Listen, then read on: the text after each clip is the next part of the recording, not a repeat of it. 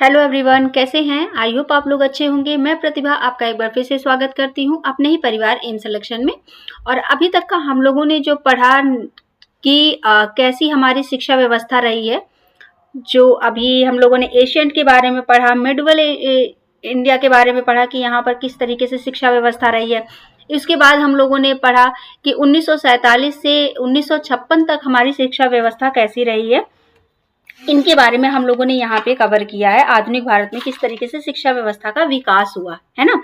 अब हम लोग यहाँ पर पढ़ेंगे कि 1900 एक सेकंड, ऑडियो वीडियो क्लियर है। और अभी तक का अगर चैनल पे जो भी नए पर्सन आ रहे हैं तो प्लीज चैनल को सब्सक्राइब कर लें, फॉलो कर लें, बेल आइकन को प्रेस कर लें, जिससे लेटेस्ट वीडियो जो भी है वो आप तक पहुंच जाए। और यहाँ पे मैं जो भी कंटेंट आप लोगों को प्रोवाइड कर रही हूँ टू द पॉइंट है। अगर आप इतना पढ़ लेते हैं, आपका पेपर 1 कहीं नहीं रुकना है, ये मेरी गारंटी के साथ है। क्योंकि जब मैं पिछले बार सोचे मैंने केवल क्वेश्चंस पढ़ाए हैं, तो इतने क्वेश्चंस अगर 5 नंबर आ रहे हैं, 5 क्वेश्चन आ रहे हैं, तो 5 में 3 क्वेश्चन फंस रहे हैं, तो आप समझ सकते हैं कि क्या लेवल होगा क्वेश्चन का, है ना, कंटेंट का। तो अभी तो हम यहाँ पर आप लोगों को क्या थ्योरी वाला पार्ट भी कवर करा रहे हैं। तो भाई आप लोग अपना देख लो, तैयारी करना शुरू कर दो, है ना। चलिए अपने दोस्तों के साथ भी चैनल को फॉलो शेयर कर दीजिए, जिससे आपके दोस्तों को भी ये लाभ मिल सके। आज हम लोग यहाँ पे कवर करने वाले हैं 1961 से लेकर 1916 तक, 2016 तक, यानी कि 1961 से लेकर 2016 तक का जो भी हमारी शिक्षा व्यवस्था रही है, किस तरीके से डेवलपमेंट हुआ, किस तरीके से समितियां आई और किस तरीके से आयोग का गठन हुआ, है ना। भारत में भविष्य का निर्माण, यानी कि जो भी शिक्षा व्यवस्था डेवलप हुई है तो वो किस तरीके से हुई, हम इनके बारे में यहाँ पर बात करने वाले हैं। हमने ऑलरेडी ये कवर कर दिया है, आप प्रीवियस वीडियो में जाके देख सकते हैं। अब हम लोग यहाँ पे पढ़ेंगे 1961 के बारे में, है ना। तो चलिए बिना टाइम वेस्ट किए हुए करते हैं। ये मैंने रखा है ताकि हम आपको कुछ लिखकर बता सकें, ब्लैक पेन प्रिंट। यहाँ पे क्या है, पहला चरण हम लोग क्या पढ़ेंगे, जो आपका यहाँ पर है नींव और एकीकरण, यानी कि 1961 से 1972 तक ये हम लोग कवर करेंगे। दूसरे चरण में हम लोग कवर करेंगे विस्तार और शुद्धिकरण, किस तरीके से शिक्षा का विस्तार हुआ, ये सारी चीजें पढ़ेंगे यहाँ पर 1993 से 2008 तक। फिर तीसरे चरण में हम लोग यहाँ पर पढ़ने वाले हैं आधुनिकीकरण और पीपीपी क्या है, यानी कि 2009 से 2016 तक की जो भी आपका शिक्षा को किस तरीके से डेवलप किया गया और उसमें क्या चीजें एड ऑन की गई, उन सब चीजों के बारे में यहाँ पर हम 3 चरण में यहाँ पे कवर करने वाले हैं। तो पहले चरण में हम लोग क्या करेंगे, यहाँ पर 1961 के क्या है भावनात्मक एकता समिति के बारे में यहाँ पर पढ़ेंगे, जो 1961 में क्या हुई, इस्टेब्लिश हुई, यानी कि स्थापना हुई इसकी। इसके जो अध्यक्ष रहे हैं वो कौन थे, डॉक्टर संपूर्णानंद थे। इनका उद्देश्य क्या था, जो इस समिति का बनाने का क्या उद्देश्य रहा है, इनके बारे में हम जानते हैं। देश में भावनात्मक एकता को क्या करना, बढ़ावा देना होता, कि आप जो है यहाँ पर किस तरीके से आप अपने कि आप एजुकेशन दे, जिससे क्या है कि उस समय भाई लड़ाई हुई, उसके बाद हमारा क्या था, हम शिक्षा को इस तरीके से डेवलप कर रहे थे कि ताकि देश में क्या है भाईचारा उत्पन्न हो, है ना, और अपने देश को एक साथ होकर क्या करें, विकास की तरफ ले चले। तो यानी कि भावनात्मक एकता को बढ़ावा देना था। कार्य प्रणाली क्या थी, छात्रों के शैक्षिक कार्यक्रमों के अध्ययन के माध्यम से उनकी सक्रिय भागीदारी सुनिश्चित करना। अभी मैंने आप लोगों को बताया कि यहाँ पर सबसे ज्यादा किस पे, शिक्षा पे विकास किया गया था, ठीक है। अब यहाँ पे हम बात कर लेते, थोड़ा सा इनके बारे में पढ़ते हैं, फिर उसके बाद इसके ये जो आपका 10+2+3 है, ये इसके बारे में हम लोग कवर करेंगे, है ना। चलिए वर्ष 1961 में, अच्छा थोड़ा सा ध्यान से आप लोग सुनिएगा कि किस तरीके से यहाँ पर डेवलप हुआ। वर्ष 1961 में सरकार ने देश के भावनात्मक एकता को बढ़ाने के लिए डॉक्टर संपूर्णानंद की अध्यक्षता में भावनात्मक एकता समिति का क्या किया, गठन किया। इस समिति ने छात्राओं के शैक्षिक कार्यक्रमों का अध्ययन करने के बाद उनकी भागीदारी सुनिश्चित करने की अनुशंसा की, ठीक है। तो यहाँ पर जैसे आपका ये जो है 10+2+3 शिक्षा पद्धति जो 1972 में आया था, ये अध्यक्ष कौन थे, यहाँ पर डॉक्टर PD शुक्ला थे। इनका क्या था दृष्टिकोण कि शिक्षा सचिवों और सार्वजनिक निर्देश के निर्देशकों के सम्मेलन में अपनाया गया एक मानकीकृत राष्ट्रीय ढांचा, जिससे पूरे देश को क्या किया जाए, एक समान शैक्षिक आधार दिया जा सके, है ना। ये आपका उनका क्या था पूरा। यहाँ पर ये जो 10+2+3 यहाँ पे है, जैसे आपका क्या है, आपकी नींव होती है ना कि आपने 1 से लेकर 10 तक का क्या किया, आपने यहाँ पर ग्रेजुएशन अपना जो भी शिक्षा है वो ग्रहण किया। फिर 2 साल का आपका क्या होता है, इंटर और फर्स्ट ईयर होता है ना, 11th और 12th ये आपका हो गया। और 3 साल का क्या होता है, आपका ग्रेजुएशन होता है। क्या होता है यहाँ पे, जो आपका ग्रेजुएशन आप कवर करते हैं 3 साल का, वो आपका है। तो यहाँ पर क्या है टोटल आपका 10+2+3 ये आपकी शिक्षा पद्धति रही है, ठीक है। चलिए अब यहाँ पे हम बात करते हैं किसकी, कोठारी समिति के बारे में बात करेंगे। जो कोठारी शिक्षा आयोग था 1964 से 1966 में क्या हुई, राष्ट्र का शिक्षा का राष्ट्रीयकरण होता है ना। इसमें क्या क्या है कोठारी समिति में देख लेते हैं। सरकार ने जुलाई 1964 में डॉक्टर CS कोठारी की अध्यक्षता में सरकार को शिक्षा के सभी पक्षों और प्रकमों के विषय में राष्ट्रीय नमूने की रूपरेखा, साधारण सिद्धांत और नीतियों की रूपरेखा तैयार करने के लिए एक आयोग का क्या किया गया, गठन किया गया। इस आयोग के अनुसार शिक्षा और अनुसंधान दोनों ही देश की समस्त आर्थिक, संस्कृति और आत्म विकास, जो आत्मिक विकास है और प्रगति को क्या, प्रगति की तरफ निर्णायक बना सके, इसलिए इसका क्या किया गया था, गठन किया गया था। वर्तमान में इसका शिक्षा पद्धति की कठोरता की आलोचना की, है ना। इसने जो है वर्तमान में शिक्षा पद्धति की कठोरता की क्या की, आलोचना की, और शिक्षा नीति में लचीलेपन की आवश्यकता पर क्या किया गया, बल दिया गया, जो बदलती हुई परिस्थितियों के अनुकूल हो। आयोग की सिफारिशें, ये जो आपकी कोठारी आयोग थी इसकी क्या की, इसने सिफारिश की, ठीक है। इन्होंने क्या क्या सिफारिशों में बोला, इन्होंने बोला कि शिक्षा के सभी स्तरों पर सामान्य शिक्षा के अनिवार्य अंग के रूप में समाज सेवा और कार्य अनुभव के एवं उत्पादन अनुभव आदि को क्या किया जाए, सम्मिलित किया जाना चाहिए। फिर उन्होंने दूसरा क्या बोला, नैतिक शिक्षा और सामाजिक उत्तरदायित्व की भावना उत्पन्न करने पर बल दिया जाए। फिर इन्होंने तीसरा पॉइंट अपना बताया, माध्यमिक शिक्षा को व्यावसायिक बनाया जाए। चौथा जो अपने इन्होंने बताया, उन्नत अध्ययन केंद्रों को अधिक सुदृढ़ बनाए जाएं और बड़े विश्वविद्यालयों में एक छोटी सी संस्था ऐसी बनाई जाए जो उच्चतम अंतरराष्ट्रीय मामलों या मानकों को क्या करे, प्राप्त करने का उद्देश्य रखे, ठीक है, ये इन्होंने बोला। फिर इन्होंने पांचवा अपना क्या सिफारिशें की कि विद्यालयों के लिए अध्यापकों के प्रशिक्षण और श्रेणी पर विशेष बल दिया जाए कि किस तरीके से अध्यापक किस चीज को क्या कवर करने वाले हैं, है ना, किस तरीके से वो स्टूडेंट को अपनी मतलब नॉलेज देने वाले हैं, इस पे जोर दिया जाए। शिक्षा के पुनर्निर्माण में संस्कृत जो कृषि के अनुसंधान, इससे संबंधित विज्ञानों को उच्च प्राथमिकता दी जानी चाहिए। ये सारी क्या कोठारी समिति में बताई गई, ठीक है। जैसे आपका यहाँ पर है कि सामान्य शिक्षा, कार्य अनुभव और उत्पादन अनुभव को शिक्षा का क्या अनिवार्य अंग बनाना, है ना। फिर यहाँ पे व्यावसायिकरण हो गया, माध्यमिक शिक्षा को रोजगार यानी कि जो भी माध्यमिक शिक्षा है उनको क्या रोजगारमुखी व्यावसायिक बनाना, ठीक है। फिर अनुसंधान व कृषि में क्या है, रिसर्च और एग्रीकल्चर में क्या है, शिक्षा के पुनर्निर्माण में कृषि विज्ञान और उच्च अनुसंधान को सर्वोच्च प्राथमिकता देना, ये इन्होंने बोला।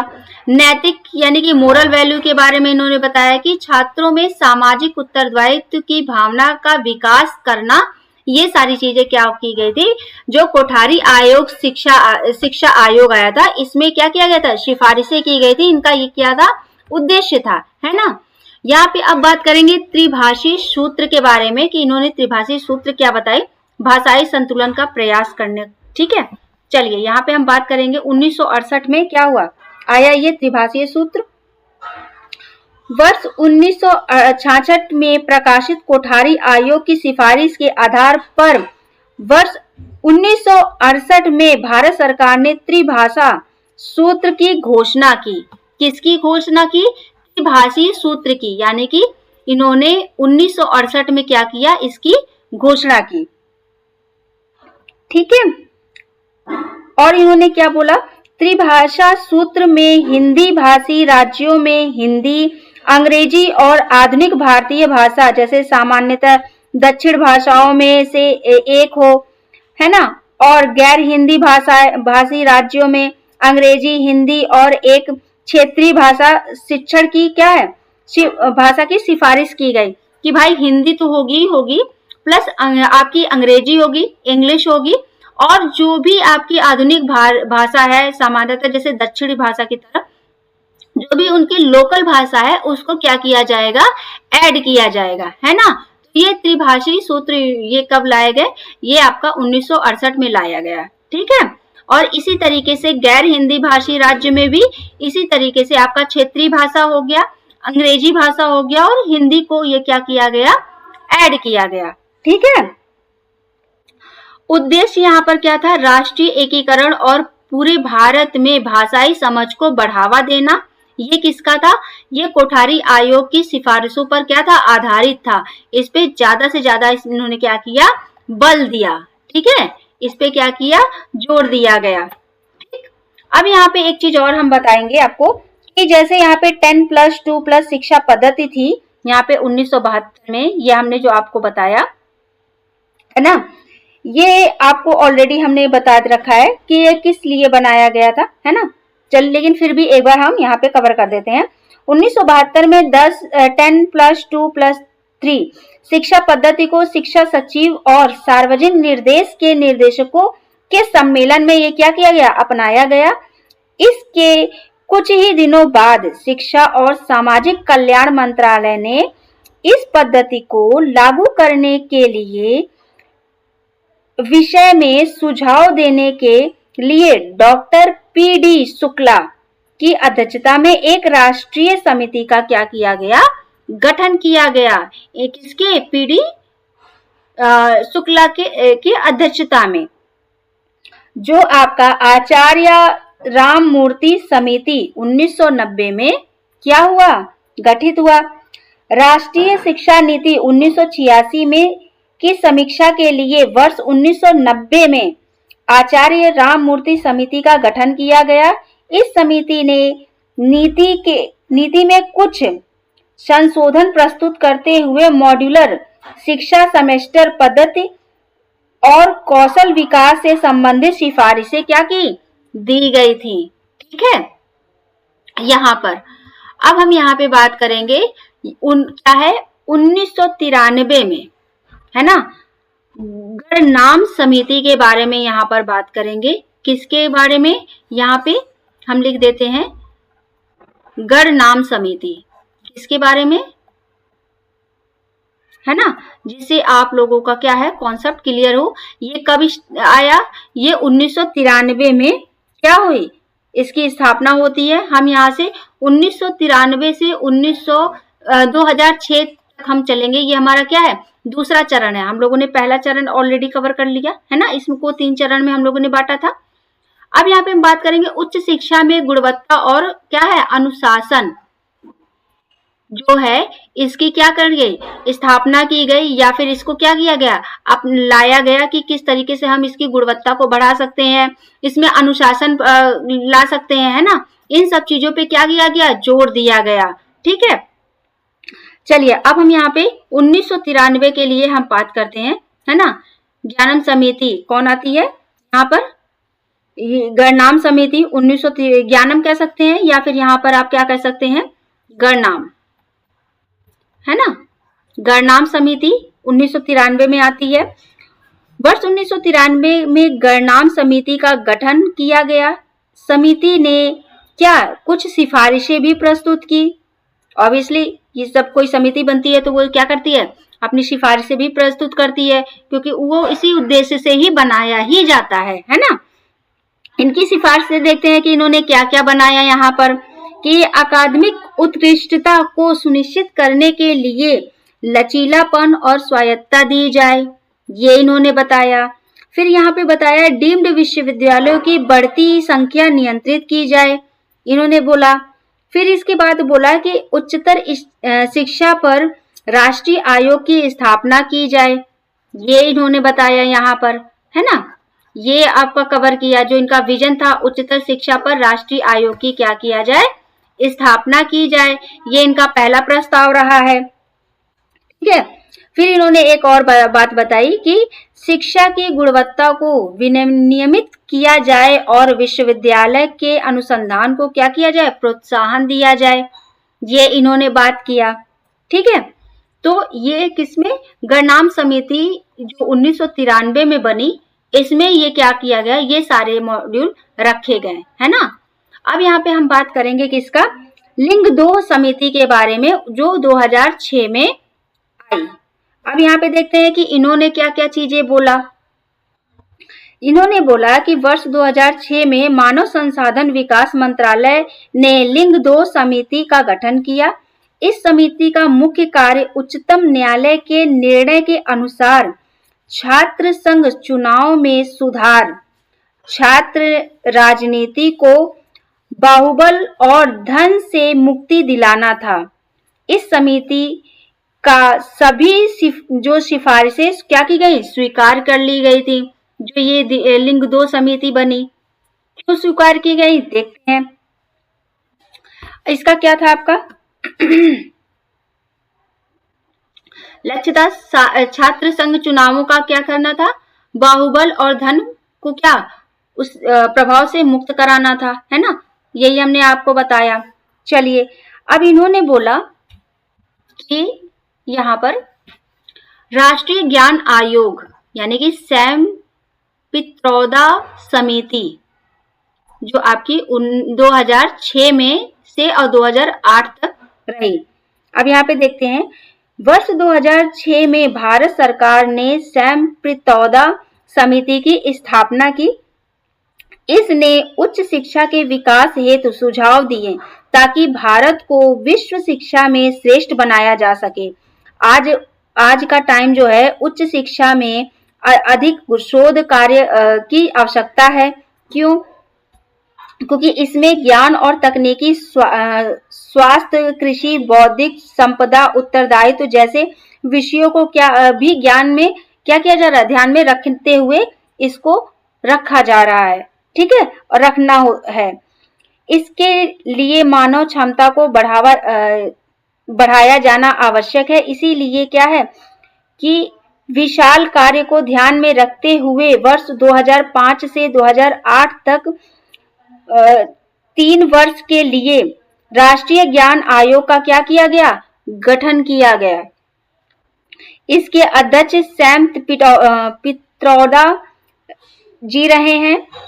इसीलिए इसे पित्रोदा समिति भी का क्या कहा जाता है, जिसे राष्ट्रीय ज्ञान आयोग भी कहा जाता है। इसी को ही क्या किया जाता है, राष्ट्रीय ज्ञान आयोग भी कहा जाता है और पित्रोदा समिति भी कहा जाता है। अब इन्होंने भी अपनी कुछ सिफारिशें दी। इन्होंने क्या दिया कि जैसे इन्होंने बोला विस्तार, यानी कि उच्च शिक्षा में प्रवेश अनुपात को 7% से बढ़ाकर 15% तक करने का लक्ष्य है ना। 2015 तक था इनका। पाठ्यक्रम यानी कि जो भी कैरिकुलम आपका है, वैश्वीकरण और नई अर्थव्यवस्था के अनुसार अनुशासित एवं व्यावसायिक बदलाव करना था। ठीक है। यहाँ पे संस्थान की बात कर लेते हैं, इंस्टीट्यूशंस की बात कर लेते हैं। विश्वविद्यालयों की कुल संख्या 1500 तक से 1500 तक क्या ले जाना था।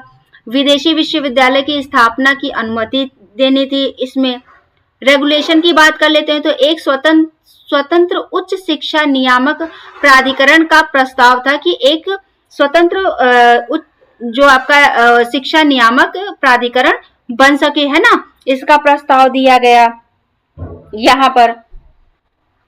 फिर यहाँ पर क्या था कि आपका उच्च शिक्षा के क्षेत्र में उत्कृष्टता को प्रोत्साहित करना ताकि शिक्षा संबंधी संसाधनों का वितरण में मानव निर्धारण और सामाजिक रैंकिंग को प्राप्त किया जा सके। ये इनका एक प्रस्ताव रहा है ना। तो इस तरीके से इनके क्या रहे हैं, प्रस्ताव रहे हैं। वर्ष 2006 में शिक्षा पर सकल घरेलू उत्पाद का केवल 0.7% खर्च होता है, इसे बढ़ाकर कितना 6% किया जाए, ये इन्होंने बोला। उच्च शिक्षा पर सकल घरेलू उत्पाद का कम से कम 1.5% खर्च होना चाहिए, ये इन्होंने बात यहाँ पर की। उच्च शिक्षा के गिरते स्तर को रोकने और उसे विस्तार को क्या करना, बढ़ावा देने के लिए एक स्वतंत्र उच्च शिक्षा नियामक प्राधिकरण की स्थापना की जाए, यानी कि इसी की रेगुलेशन की बात कर रहे हैं, बढ़ावा देनी चाहिए। राष्ट्रीय ज्ञान आयोग का मुख्य बल शिक्षा से लेकर ई प्रशासन तक ज्ञान तंत्र के 5 प्रमुख क्षेत्रों पर केंद्रित है, जो इनका है। पहला क्या है आपका, सुलभता हो गया, यानी कि ज्ञान की सहज सुलभता होनी चाहिए, यहाँ पर लिख देते हैं, है ना, जिसे आप लोगों को यहाँ पर क्या है, पहला क्या है आपका, सुलभता।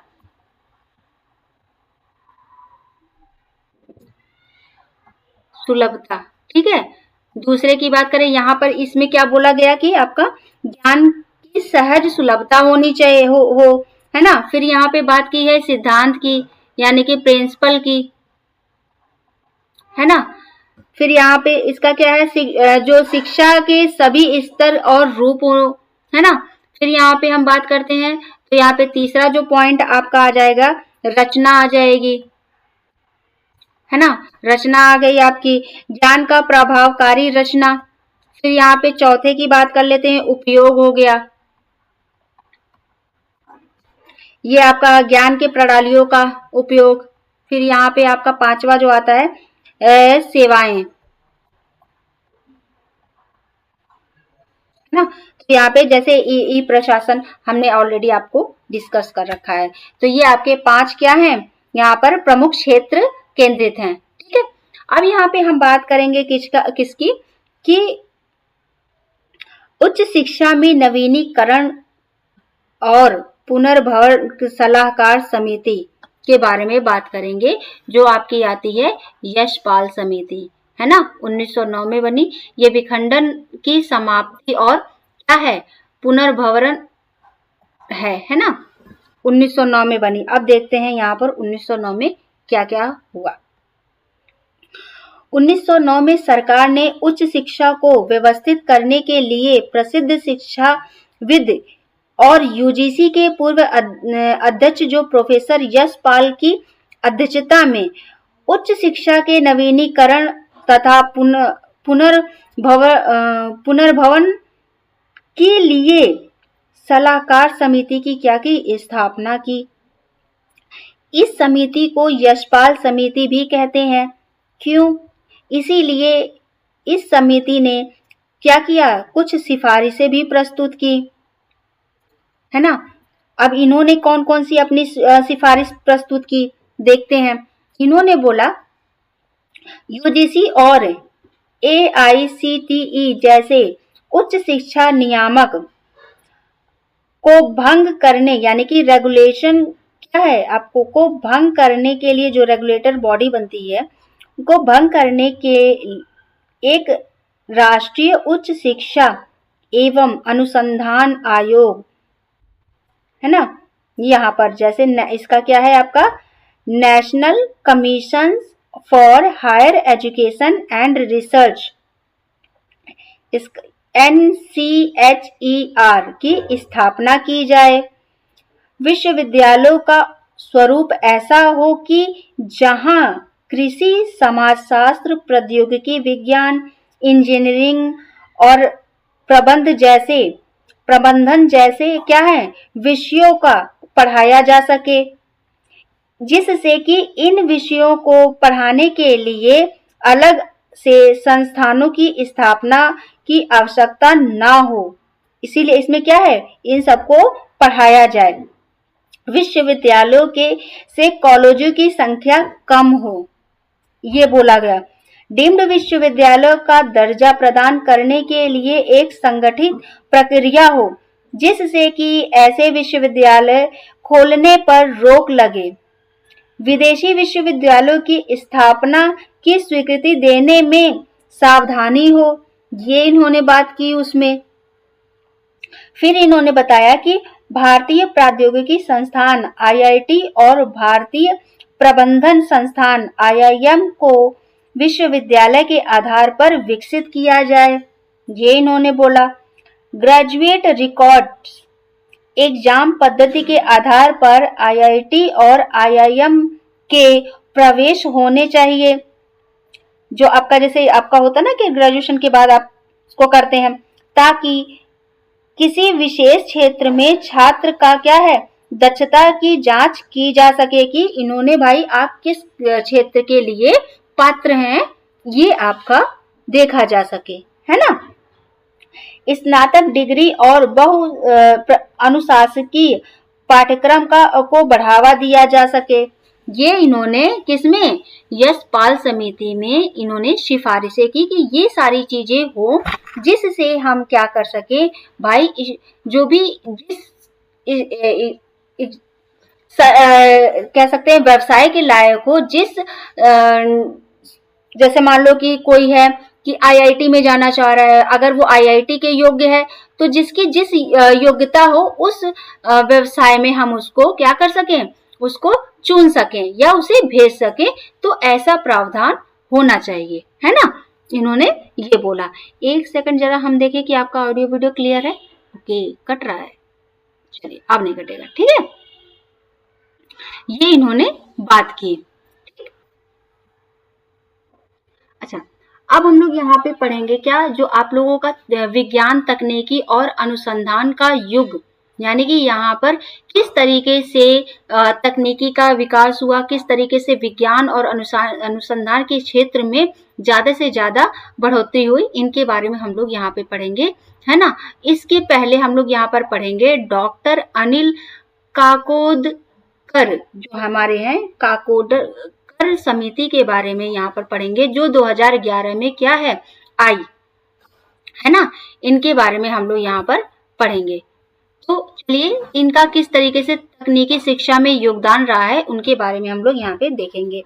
तो वर्ष 2011 में सरकार ने तकनीकी शिक्षा में सुधार के लिए डॉक्टर अनिल काकोडकर की अध्यक्षता में एक समिति का क्या किया, गठन किया। समिति ने कुछ सिफारिशें की, इनका क्या उद्देश्य रहा है, क्या इन्होंने सिफारिश की भाई इसमें, तो देखते हैं।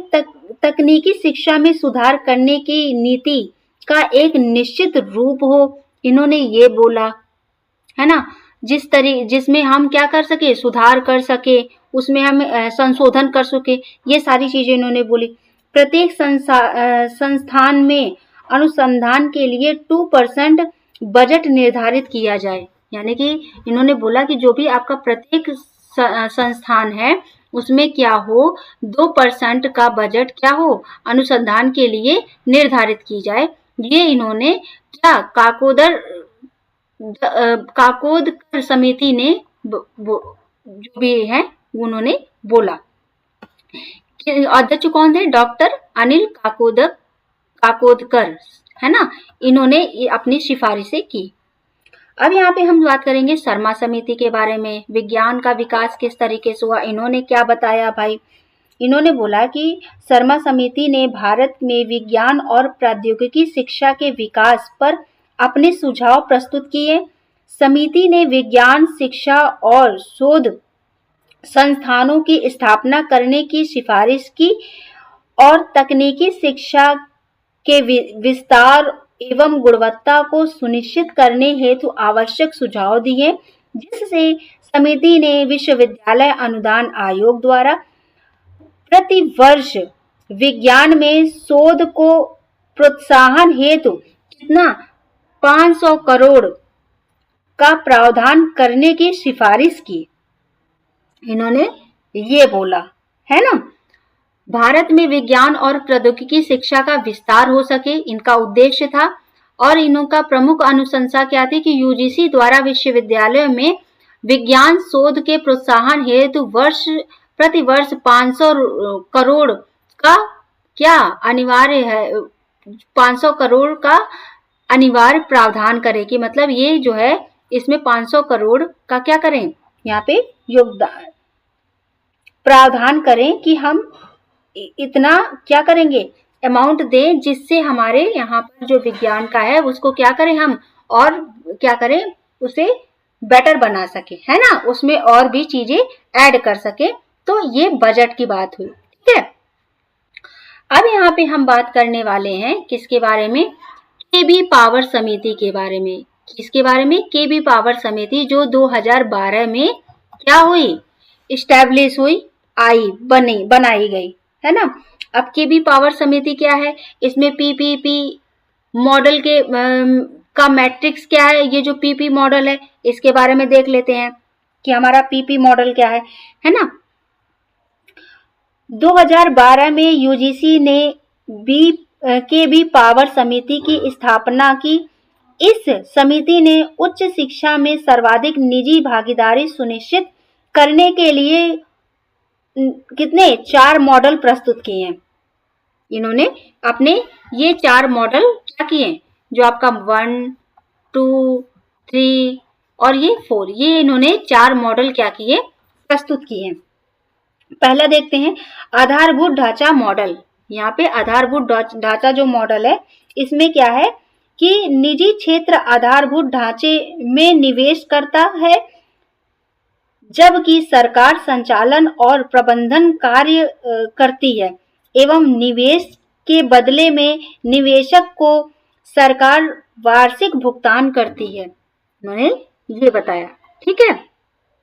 दूसरा क्या है, यहाँ पर आउटसोर्सिंग मॉडल। इन्होंने बताया कि आउटसोर्सिंग मॉडल क्या है, इसमें निजी क्षेत्र आधारभूत ढांचे में निवेश करता है और साथ ही वह संस्थान के संचालन एवं प्रबंधन के लिए भी उत्तरदायी होता है, जबकि सरकार केवल निर्दिष्ट सेवाओं के लिए निजी निवेशकों को भुगतान करती है, ठीक है। इन्होंने ये बोला। अब यहाँ पे बात होती है इक्विटी या हाइब्रिड मॉडल क्या है। इक्विटी, इसके अंतर्गत आधारभूत ढांचे में सरकार एवं निजी क्षेत्र दोनों निवेश करते हैं और दोनों ही संचालन एवं प्रबंधन करते हैं। इन्होंने ये अपने 4 मॉडल में बताए। अब देखते हैं चौथा मॉडल क्या है, रिजर्व आउटसोर्सिंग मॉडल, है ना। इसके अंतर्गत सरकार आधारभूत ढांचे में निवेश करती है, जबकि संचालन एवं प्रबंधन का कार्य निजी क्षेत्र करते हैं, ठीक है। ये इन्होंने 4 मॉडल दिए, ठीक है। अब यहाँ पे हम बात करेंगे किसकी, यहाँ पे भविष्य की रूपरेखा के बारे में बात करेंगे। TRS सुब्रमण्यम समिति, जो कि 2016 में क्या हुई, बनी, है ना। अब यहाँ पे हम इनके बारे में बात करेंगे। नई शिक्षा नीति, national policy and on education, यानी कि एनपीसी के विकास के लिए अक्टूबर 2015 में श्री TRS सुब्रमण्यम की अध्यक्षता में मानव संसाधन विकास मंत्रालय, है ना, ministry of human resource development के अंतर्गत एक समिति का क्या किया जाता है, गठन किया जाता है ना। समिति ने अपनी रिपोर्ट 7 मई 2016 को सरकार को सौंप देती है। रिपोर्ट में एक शिक्षा नीति का प्रस्ताव है, जो वर्तमान शिक्षा प्रणाली के सामने आने वाली चुनौतियों का क्या समाधान कर सकती है। प्रस्तावित नीति की विशेषताएं यहाँ पर निम्नलिखित तरीके से दी गई। अब देखते हैं कि इनका क्या क्या उद्देश्य इसमें रहा है। तो इनका जो रहा है कि यहाँ पर हाँ इन्होंने क्या किया, एक नई क्या है, नई शिक्षा नीति का आधार बताया। और इन्होंने क्या किया कि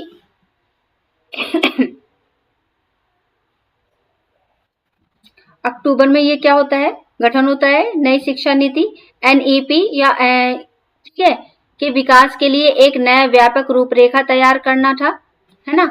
फिर यहाँ पर प्रशासनिक नेतृत्व या समिति के अंतर्गत स्थापित की गई, जिसे दर्शकों के सुधारों को एक आधुनिक एकीकरण राष्ट्रीय दृष्टि से क्या है, पिरोने का कार्य किया।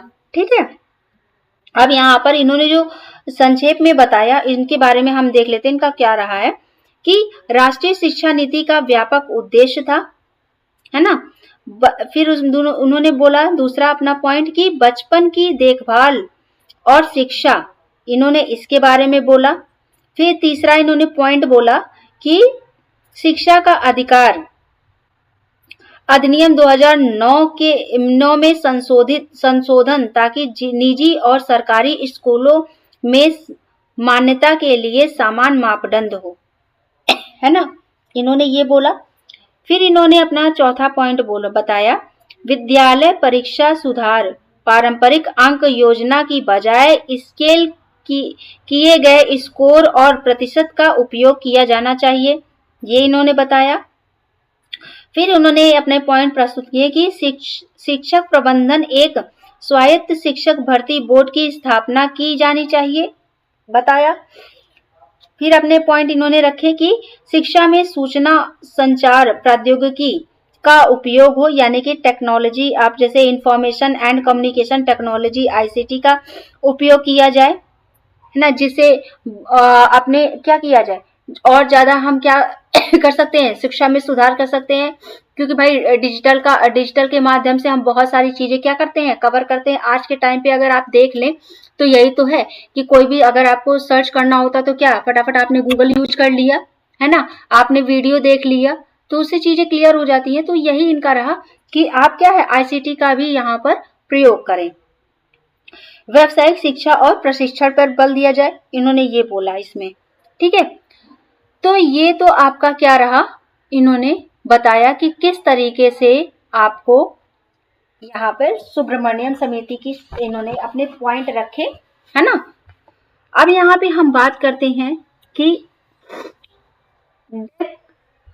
एक यहाँ पे सेस कर लेते हैं कि मेगा रेगुलेटर का क्रमिक विकास किस तरीके से हुआ।